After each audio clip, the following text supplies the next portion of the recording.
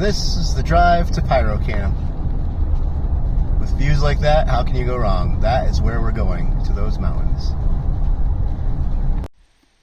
We are the Vermont Pyro Boys, and this is the world's strongest fountain.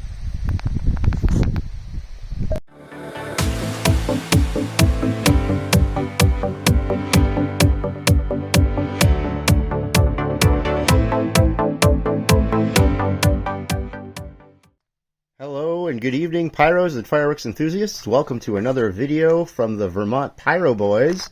Tonight we're going to demo the world's strongest fountain from World Class Fireworks.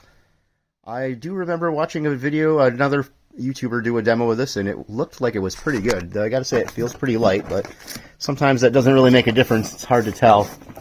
Let's take a look at the performance here, because I always like to do that.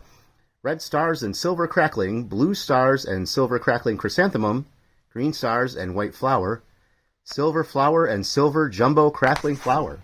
So a lot of crackling, which is pretty standard in a fountain. I think it feels like a lot of companies like to put a lot of crackling in most of the fountains. Actually, I'm more impressed when I find a fountain that has less crackling and more colorful effects. Regardless, we're going to see what this does. I'm sure it's going to be fun. Let's take it out to the bar stool, which is what we use for elevating our fountains here at Pyro Camp, and light her up. We'll see you then.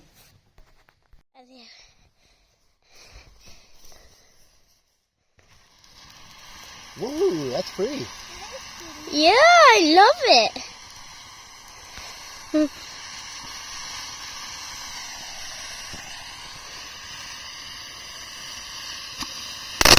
Wow! That's nice.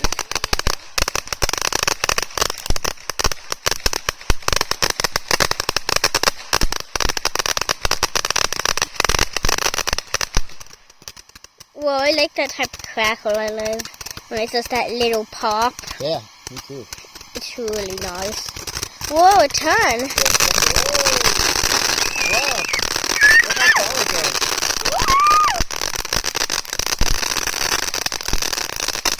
Hold the camera straight. Alright, pyros, so that was the world's strongest fountain. At least in name. I can certainly think of several fountains I've seen that were stronger in performance than that. But, you know, for something just to light in the backyard with the kids, it was a really good time just the same, and you could certainly hear how the boys enjoyed it as well. And that leads me to the question I want to ask you guys tonight. You know how I love to ask questions in these videos. As far as fountains go, would you use a fountain in a show? Or is it something that you would really prefer to just have as a standalone item in the backyard with friends and family for a good time at a barbecue or whatever?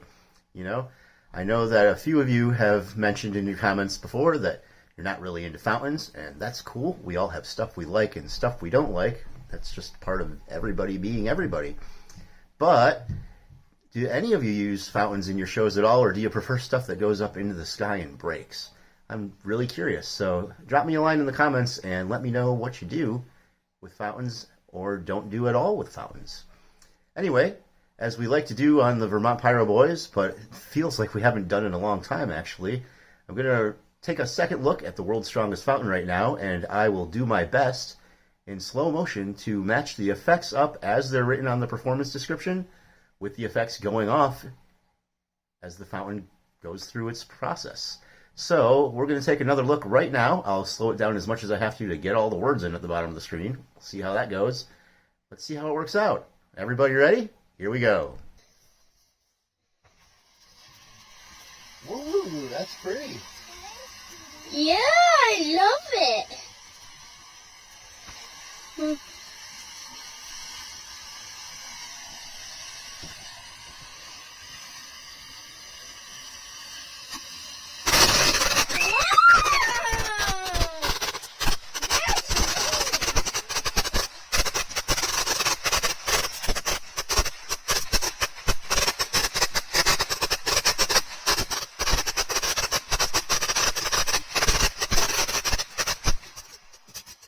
Well, I like that type of crackle. I love when it's just that little pop.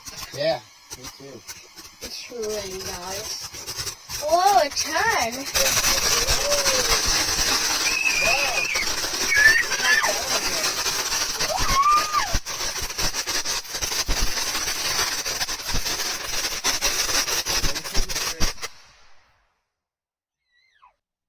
All right, so I don't know if any of you guys were paying that close of attention when I was reading the performance description to notice that when I was putting the text at the bottom of the screen on the second play, I chopped it all up.